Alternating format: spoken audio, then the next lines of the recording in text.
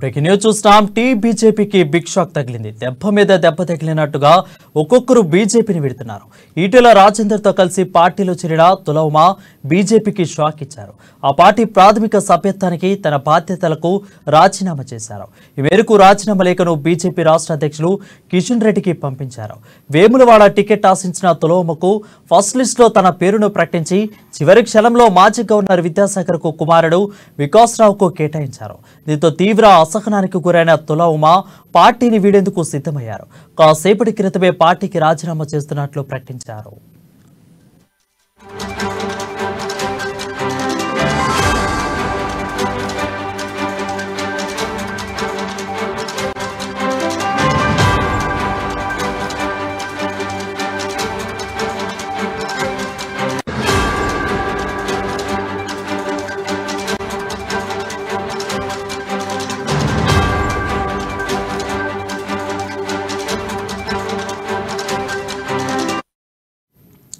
Breaking news చూస్తున్నాం. బీజేపీకి big shock తగిలింది.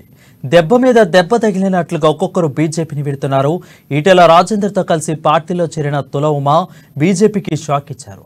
ఆ పార్టీ ప్రాథమిక సభ్యత్వానికి తన బాధ్యతలకు రాజీనామా చేశారు. ఈ మేరకు రాజీనామా లేఖను బీజేపీ రాష్ట్ర అధ్యక్షులు కిషన్ రెడ్డికి పంపించారు. దీనిపై మరింత సమాచారం మా ప్రతినిధి శ్రీకాంత్ అందిస్తారు. శ్రీకాంత్, చెప్పండి. రాజన్న సిరిసిల్ల జిల్లా వేములవాడ నియోజకవర్గ బీజేపీలో వర్క్ పోరు బయటపడిందని కూడా చెప్పవచ్చు. ఈ రోజు తాజాగా నామినేషన్ వేసిన అనంతరం తుల ఉమ ఏదైతే పార్టీ అధ్యక్షుడు కిషన్ రెడ్డికి తన రాజీనామా పత్రాన్ని పంపించడం జరిగింది. తాను బీఆర్ఎస్ లో అంటే నిన్న దాకా కూడా నేను ఏ పార్టీలో చేరట్లేదు అని చెప్పేసి ఒక కామెంట్స్ చేసిన పరిస్థితి ఉంది. అయితే దీనికి ఆ బీఆర్ఎస్ పార్టీలో చేరడానికి కూడా మంత్రి కేటీఆర్ ఒక పావులు కదిపినట్టుగా కూడా తెలుస్తుంది. చర్చలు సఫలమయ్యి ఈ రోజు ముఖ్యమంత్రి కేసీఆర్ సమక్షంలో బీఆర్ఎస్ పార్టీలో చేరుతున్నట్టుగా కూడా మనకు అందుతున్న సమాచారం అయితే ఉంది.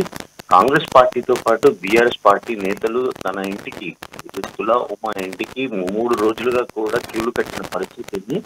ఇటు రాజన్న సిరిసిల్ల అధ్యక్షులు బీఆర్ఎస్ అధ్యక్షులు తోట ఆగయ్యతో పాటు బోయినపల్లి వినోద్ కుమార్ వీళ్ళంతా కూడా తుల ఇంటికి క్యూ కట్టి చర్చలు జరిపిన అనంతరం ఆ చర్చలు సఫలమైనట్టుగా కూడా తెలుస్తుంది.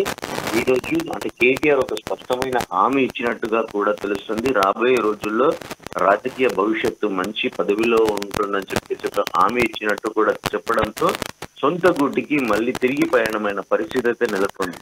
ఇకపోతే బీజేపీ నుండి ఏదైతే బండి సంజయ్ వికాస్ రావుకు టికెట్ అంటే గతంలో కూడా ఒక చర్చ కొనసాగిన పరిస్థితి ఉంది. ఇటు బండి సంజయ్ వర్గం ఒకవైపు, ఈటెల రాజేందర్ వర్గం ఒకవైపు ఇలా ఉన్న తరుణంలో ఈటెల రాజేందర్ పట్టుబట్టి తుల ఉమకు టికెట్ ఇప్పించడంతో బండి సంజయ్ చివరి క్షణంలో నామినేషన్ ముగిసే చివరి క్షణంలో వికాస్ రావుకు బీఫామ్ ఇప్పించడంలో సఫలమవ్వడం వల్ల కూడా ఈ ఇరువురి నేతల మధ్య కూడా మరొకసారి గ్యాప్ బయటపడిందని కూడా చెప్పవచ్చు. అయితే ఈ రకంగా అంటే నిన్న కూడా తాజాగా ఈమె అనుచరులు తుల ఉమ అనుచరులు కూడా బీఆర్ఎస్ పార్టీలో చేరిన పరిస్థితి అయితే ఉంది. మొత్తానికి రాజన్న సిరిసిల్ల జిల్లాలో ఒక హాట్ రాజకీయం అనిశ్చితి నెలకొందని చెప్పవచ్చు. బీఆర్ఎస్ అభ్యర్థి చల్మేడ లక్ష్మీ నరసింహారావు గెలుపు ఖాయంగా కూడా విశ్వసనీయ అంటే వాళ్ళంతా కార్యకర్తలంతా కూడా తెలుస్తుంది. అయితే కాంగ్రెస్ పార్టీలో చేరుతారని మొదటగా ప్రచారం జరిగినప్పటికీ కూడా కాంగ్రెస్ పార్టీ నుంచి స్పష్టమైన హామీ ఇవ్వలేదు అనే నెపంతో కూడా బీఆర్ఎస్ పార్టీలోకి చేరినట్టుగా కూడా తెలుస్తుంది. మొత్తానికి 3-4 రోజుల తర్వాత ఒక ఈ ఏదైతే తుల ఉమ తన సొంత గూటికి పయనమైంది. ఈ రోజు ఏదైతే ముఖ్యమంత్రి కేసీఆర్ సమక్షంలో పార్టీ కండువా కప్పుకొనున్నారు.